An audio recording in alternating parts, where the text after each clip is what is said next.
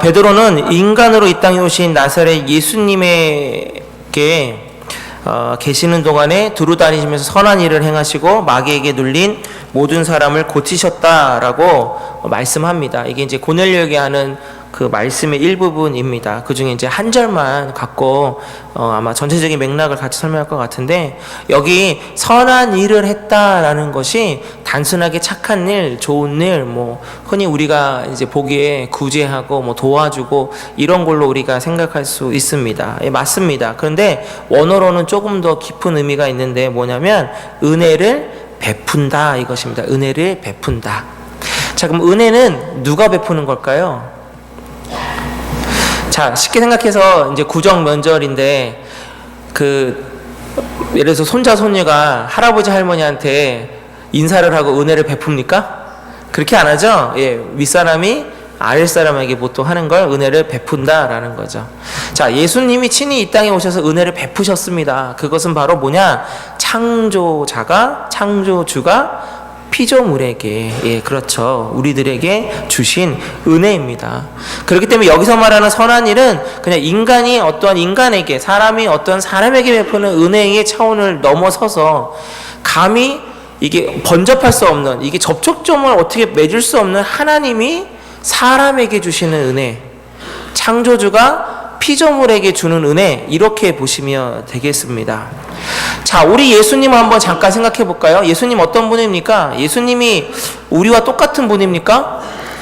요것만 똑같죠, 요것만. 예, 요것만 똑같지만 우리와는 결코 똑같다고 할 수 없습니다. 자, 우리는 부족하나 예수님은 부족하지 않으십니다. 예. 우리는 제가 많은 인간이나 예수님은 제가 없으신데 있는 몸으로 태어났죠. 그러니까 그게 이제 인간의 몸인 거죠. 그래서 조금 이제 신학적으로 신성과 인성을 같이 갖고 계신다 이렇게 봅니다. 그래서 신적인 그러한 능력들도 베풀어 주시지만 때로는 배도 고파하시고 눈물도 흘리시고 이렇게 아파하시고 이런 모든 부분들은 또 인간적인 인성적인 부분입니다. 자, 그렇지만 한 가지는 확실합니다. 예수님이 결코 부족한 분일까요? 아니요, 제가 볼 때 아닙니다. 하지만 오늘 우리 38절 여기 저기 PPT에 띄워주실래요? 38절 끝부분에 보시면 이렇게 되어 있습니다. 자, 하나님이 나사렛 예수에게 성령과 능력을 기름 붓듯 하셔서 두루 다니면서 선한 일을 행하고 눌린 사람을 고치는데 이기는 누가 함께 하셨다고요? 하나님의. 자, 이 본문 잠깐 띄워주세요. 자, 그런데 여기 보시면 여러분들 딱 보면 혹시 딱 깨닫는 게 있으면 좋겠는데, 예, 여기 보시면 세 가지가 다 있습니다. 자, 보시면 성부, 하나님, 성자, 예수님, 성령, 하나님. 여기 지금 한 구절에 다 들어가 있습니다. 그죠? 예, 보이시죠? 네. 하나님이 계시고요, 그것을 일하시는 예수님이 계시고 돕는 성령님이 요 한 절에 다 있습니다. 자, 그렇다면 이런 맥락으로 보자면 뭡니까? 우리가 선한 일을 행하고 눌려있는 자들을 고치고 능력을 행하는데 필요한 건 무엇이다? 삼위일체 하나님이십니다. 이것입니다. 이 진리 속에서 우리가 나아가는 것입니다. 자, 그런데 오늘 지금 보시면 이제 성령님이 먼저 등장합니다. 예수님이 사역을 시작하시기 전에 그 세례 요한에게 세례를 받으시면서 비둘기와 같은 성령의 임재가 임합니다.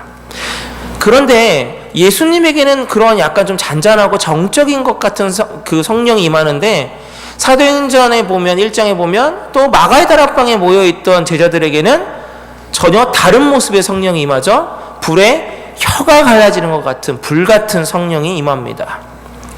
예수님은 성령이 임했을 때 방언이 나왔다라는 기록은 없는데 120명의 제자들에게는 뭐가 임하냐? 각 나라의 언어, 방언으로 서로 기도하고 말하게 하십니다. 성령이라는 것은 보면 우리들의 그 어떠한 이 갇혀져 있는 요거를 좀 뛰어넘는 것 같습니다.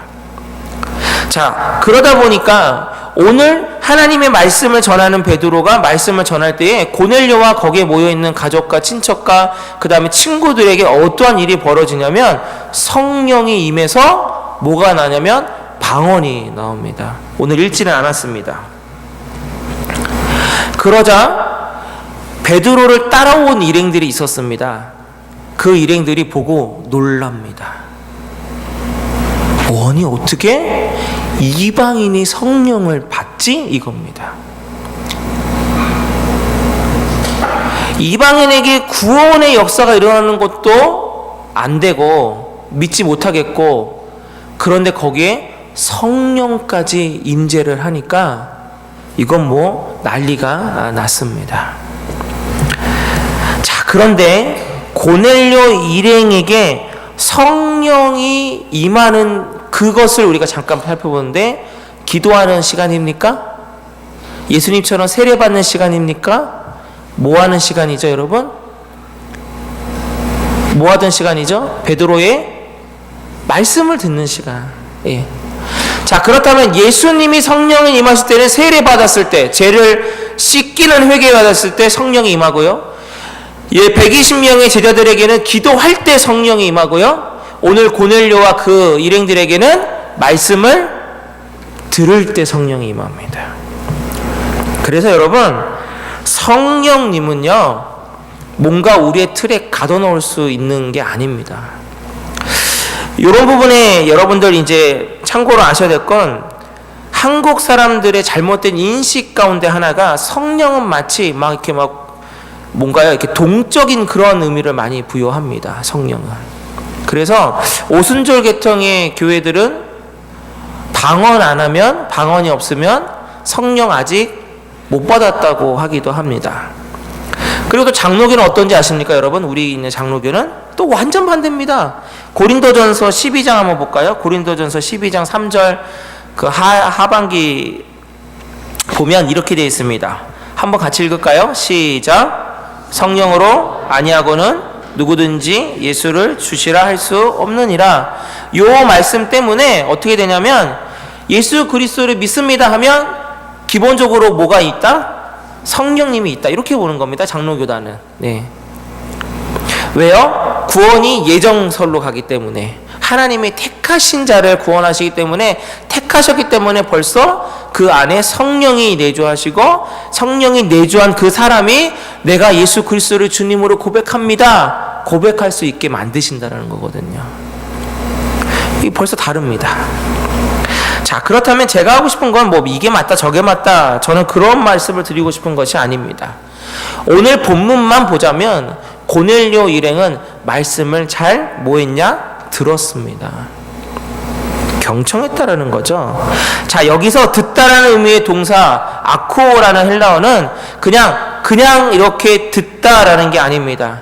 귀를 기울여 경청하여 마음에 담는 것을 의미합니다.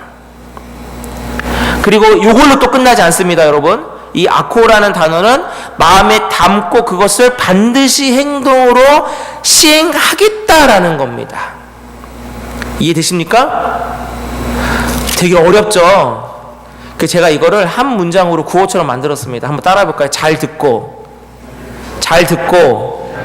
잘 실천하자. 이거예요. 예. 뭘 이렇게 어렵게 말이야 하는지 모르겠어요. 잘 듣고 잘 실천하자. 들은 대로 실천하자. 제가 이번에 선교 가가지고 바보 됐습니다. 바보. 정말. 온두라스 선교팀 이제 구성되면 그분들은 원주민 선교하고 또 다른 걸 해야 되는데, 뭐냐면 스페니쉬 공부를 해야 돼요. 제가 이번에 완전 바보 됐습니다. 와, 내 중국 이후로 영어를 그렇게 안 쓰는 나라를 또 처음 가봤습니다. 공항 직원도 영어가 잘 안 돼요. 예, 아무리 나는 해도, 예, 그들은, 예, 전혀 다른 언어, 결국은 세계 공통어인 바디 랭귀지로 사용했습니다. 그도 그게 되게 듣고 좀 왔습니다. 뭐 올라, 예, 이거, 그 다음에, 예, 감사합니다 많이 들었어요. 그라시아스, 예, 이거, 예, 예, 나머지는 생각도 안 납니다. 물건 하나, 뭐 어디 하나, 뭔가 얘기를 하는데 한마디도 모르겠어요. 표시가 다 스페니쉬로 되어 있으니까 대충 그냥 감으로 때려 맞추는 겁니다. 감으로 그냥 이렇게. 예. 아, 이렇게 중요하구나, 언어가. 사역지마다 선교사님이 뭔가 스페니쉬로 얘기를 하는데 진짜 오늘 여기 지금 나와 있는 것처럼 그냥 스쳐 듣고만 있는 거예요. 스쳐 듣고만. 자, 요러면은 뭐가 발달하는지 아십니까, 여러분? 예, 그렇죠. 예. 5감 플러스 6감이라고 그러죠. 눈치가 발달합니다. 예, 정말 경청을 합니다. 그래서 사람들이 웃으면 같이 웃고 박수 치면 같이 박수 치고 은혜 받은 것 같다 나도 가봐 은혜 받은 것 같이 그렇게 있었습니다. 듣는다는 것은 이렇게 중요합니다, 여러분. 들을 수 있다라는 것. 여러분, 근데 이렇게 들을 수 있는 것에 대해서 여러분 경청하지 않으면 아무 소용이 없습니다. 지금 저 한국말로 하고 여러분 한국말 다 듣고 계시잖아요. 근데 제대로 듣지 않으면 내가 스페니쉬를 얘기하고 여러분은 스페니쉬 못 알아듣는 사람하고 똑같은 겁니다. 과연 오늘 우리는 말씀에 대해서 어느 정도 경청하며 지금 나아가고 있으십니까? 말씀을 경청하면 성령님이 임하신다니까요. 성령님이 역사하신다니까요. 말씀을 통해서도 마치 무슨 뭐 통성기도 하고 금식기도 하고 한 것처럼 똑같이 성령님은 필요하시면 간절하면 우리에게 말씀 듣는 이 순간에도 놀라운 성령의 역사가 임할 수 있습니다. 그러니까 성령의 임재와 충만함은 어떠한 정해진 방법에 있는 것이 아닙니다. 그러나 한 가지는 여러분 분명합니다. 120명의 제자들이 마가다락방에서 기도할 때 어떻게 기도했을까요, 여러분? 그냥 대충 했을까요? 아니요. 약속의 말씀을 붙들고 또 그들은 지금 현재 같은 동족 유대인들과 로마 사람들에게 잘못하면 예수를 믿는다는 그것만으로도 해코지 당하는 그 위험 요소를 불구하고도 그들이 모여서 뜨겁게 기도했다라는 것이죠. 오늘 이 고넬료라는 사람은 어떤 사람입니까? 첫 번째 이방인에게 세례를 베푸는 그 놀라운 베드로 사도가 처음으로 이방인에게 복음을 전하는 그런 사람. 그래서 기도하는 중에 하나님이 베드로를 가서 청해라고 할 때 벌써 그때부터 베드로가 와서 하실 그 말씀, 하나님의 말씀. 그래서 지난주에 제가 설명한 것처럼 마치 베드로를 하나님 보듯이 하나님 앞에서 있습니다라고 고백한 것처럼 베드로가 하는 이 말 한마디가 단순하게 사람이 하는 그런 말이 아니라 하나님이 나에게 주시는 말씀, 그 간절함이 있었다는 것입니다. 그렇다면 오늘 우리가 성령의 충만함에 그 어떠한 불붙듯 일어나는 것이 필요하십니까? 그러면 기도도 열심히 하셔야 됩니다. 다 하셔야 됩니다. 그러나 이 예배 시간만큼은 여러분, 이 말씀의 시간만큼은 내가 아코라는 단어, 경청하여 마음에 담아 내가 이 마음에 주신 이 담은 것 갖고 행하겠습니다까지 나아가는 이 말씀의 간절함이 있어야 될 줄로 믿습니다. 그러면 실천까지 가는 겁니다. 자, 사진 하나 좀 보여드리겠습니다. 조금 음란할 수 있습니다. 네, 보이십니까? 예, 한 여인이 어디 위에 있습니까? 예, 마리에 있습니다. 근데 옷을 입었습니까? 안 입었습니까? 눈이 잘 안 보이십니까? 예, 안 입었습니다, 여러분. 예. 근데 저건 무엇이냐? 영국 런던에서 떨어져 있는 곳에 코번트리라는 그 작은 도시의 중앙에 있는 그 대성당 앞에 있는 광장에 있는 진짜로 세워져 있는 동상입니다. 예, 마리의 그 하나도 안 입은 한 여인의 동상입니다. 여러분 조금 상식 밖 아닙니까? 대성당 광장에 저러한 불경스러운 음란한 저러한 동상이 세워져 있다는 게 여러분 이해가 잘 되지 않으실 수 있는데 지금은 더 그 이야기를 잠깐 해드리려고 합니다. 보통 대성당이라고 하면 동상엔 누가 보통 있어야 되냐면 뭐 사도나 아니면 성인들이 있어기 마련입니다. 그런데 여기에 이 동상이 있었던 데에는 하나의 실제로 있었던 사건이 있었습니다. 이 동상의 주인공은 11세기경에 코번트리 그 지역에 살았던 고다이바 부인입니다. 고다이바 부인. 이 고다이바 부인의 이름을 딴 초콜릿이 있습니다. 고디바 초콜릿. 예, 진짜예요. 요거 이름 딴 거랍니다. 자, 역사의 암흑기라고 불리는 중세 시대입니다. 그때는요, 평민들에게 밭을 빌려주고 소작농으로 만들 때입니다. 그리고 영주 마음대로, 그러니까 나라의 법이 통하지 않아요. 영주가 법입니다. 영주 마음대로 요번에 너 얼마큼 갖고 바쳐, 다음번에 얼마큼 갖다 바쳐, 영주 마음대로 할 수 있었던 그런 시기입니다. 이 코번트리의 영주가 바로 좀 악독했습니다. 그래가지고 지 마음대로 이 밭 빌려준 사람들에게 그들이 갚을 수 없고 살 수 없을 만큼 너무도 많은 세금을 부과하기 시작하는 겁니다. 그러자 이 고다이바라는 부인이 바로 영주의 아내였는데 독실한 캐톨릭 신자였습니다. 남편에게 계속 요청하는 겁니다. 그러지 마세요. 세금을 감면해 주세요. 제발 좀 저들을 살려주세요. 욕심 많은 영주는 듣습니다. 근데 어떻게 들을까요? 아코로 듣지 않고 그냥 이렇게 듣습니다. 예. 근데 아내가 계속 간청을 하니까 이게 귀찮아지고 화가 나려고 하는 거예요. 그래가지고 생각하다 못해 절대로 이 말을 하면 이 여자가 더 이상 못하겠지라는 제안을 하나 합니다. 무엇이냐? 당신이 실오라기 하나, 속옷 하나 걸치지 않고 알몸으로 말을 타고 마을을 한 바퀴 돌아오면 백성의 세금을 감면시켜 주겠다라고 약속합니다. 전혀 안 할 거라고 생각을 하고 불가능할 거라고 생각했습니다. 여러분, 지금 만약에 누군가가 그래도 문제인데 이때 이 중세시대 여자의 이 정조와 이것이 철두철미한 이 시대, 그것도 영주의 아내가 과연 그걸 할까 하는 생각을 이 영주는 했던 것입니다. 그러나 고다이바 이 영주의 아내 부인은요, 진짜로 합니다. 백성들의 고통을 덜어줄 수만 있다면 나의 이 수치와 모욕은 감수할 수 있다고 생각을 한 겁니다. 이튿날 고다이바 부인이 말을 타고 하나도 입지 않은 상태로 마을을 나섭니다. 백성들은 자신들을 위해서 기꺼이 희생하는 이 부인의 소식을 듣고요, 다 창문을 닫고 커튼을 다 치고 아무도 보지 않았다고 합니다. 그러나 어떠한 그 역사에는 한 사람이 봤대요.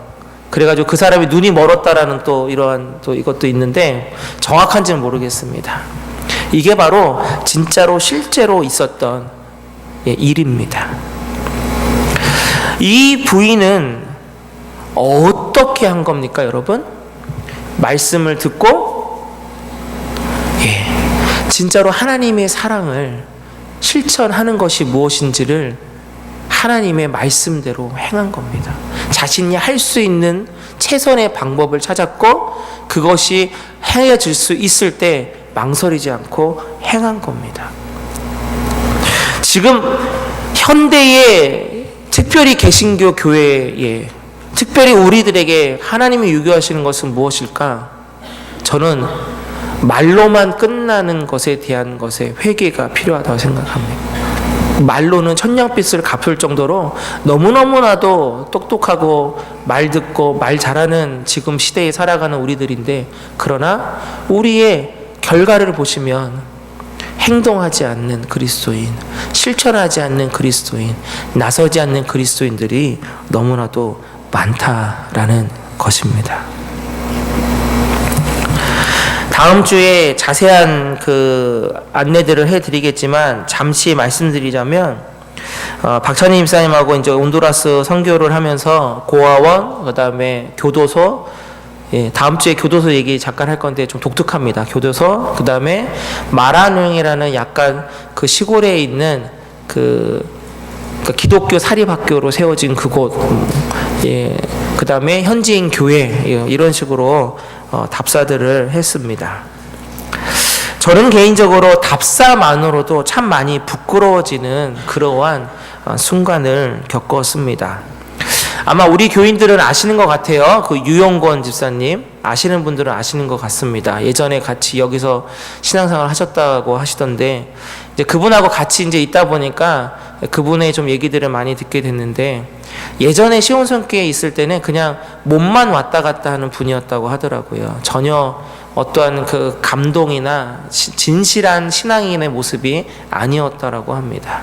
근데 어떠한 계기인지는 정확하게는 제가 물어보지는 않았지만 몇 년 전부터 하나님이 유용권 집사님의 그러한 여러 가지 마음들을 붙잡으시고 또 약간의 그 건강들을 붙잡으시면서 하던 모든 사업들을 이제 다 정리하게 하시고 그것을 갖고 하나님의 일들을 하는 것으로 남은 그 시간들을 보내기로 부부가 그렇게 같이 변화되고 약속을 했다고 합니다.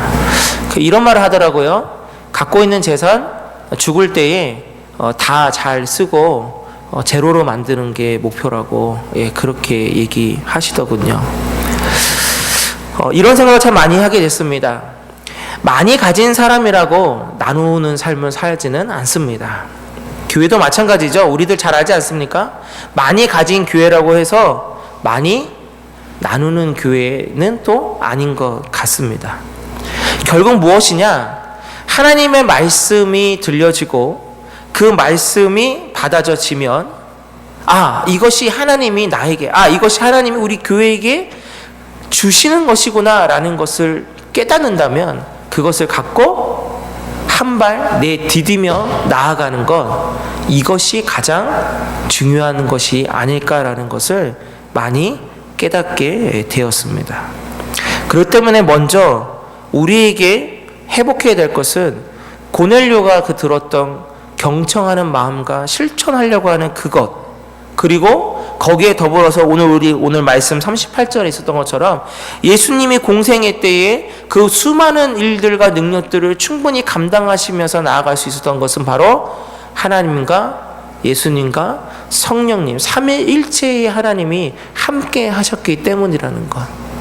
그렇기 때문에 오늘 우리가 분명히 알아야 될 건 하나님의 말씀을 경청하는 그 자세부터 회복되고 그것을 마음에 담을 수 있는 그릇이 회복되고 그 다음에 그것을 갖고 실천하는 그 결단, 간절함을 회복하면 삼위일체 되신 하나님이 저와 여러분 우리 교회를 통해서 충분히 일하실 수 있다라는 믿음입니다. 마지막으로 화면에 띄워주세요. 네슬리 뉴 비긴이라는 신학자의 말로 설교를 마치겠습니다. 이 짧은 문장에 삼위일체이신 하나님이 다 들어가 있습니다. 선교는 의무가 아니라 특권이다. 오직 하나님이 선교사에 동참하는 백성들에게만 하나님의 나라를 선포하고 이들의 삶에 동참하며 성령의 증언적 책무에 동참하는 은혜가 주어지는 것이다. 이게 바로 하나님이 저와 여러분에게 주시는 특권입니다.